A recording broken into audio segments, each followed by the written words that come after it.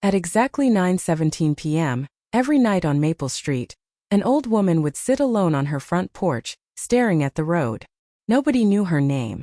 Kids called her the Porch Lady. Adults avoided looking at her.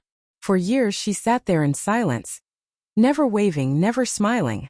Then one cold evening, a 16-year-old boy named Ethan was riding his bicycle home when a storm suddenly hit. Rain poured down like buckets from the sky.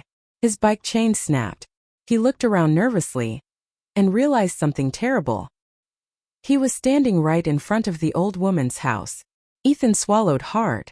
People said strange things happened there. But then, "Young man," a weak voice called. He slowly turned. The old woman was standing at the door. "Come inside before the storm gets worse." Ethan hesitated. Every warning he'd ever heard screamed inside his head. "Don't go in." But thunder cracked across the sky. So he stepped inside. The house smelled old, dusty, frozen in time. Then Ethan noticed something on the walls. Photos. Hundreds of them. Children. Teenagers. Families. And in every picture, the old woman stood beside them. Ethan's heart started pounding. "Who are these people?" he whispered. The woman looked at the pictures for a long moment. Then tears filled her eyes.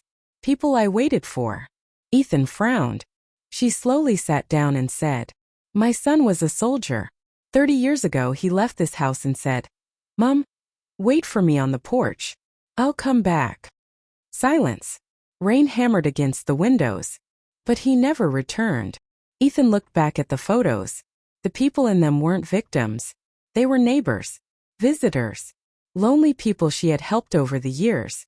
Because every night, she still sat on that porch, still waiting, still believing that maybe tonight, her son would finally come home.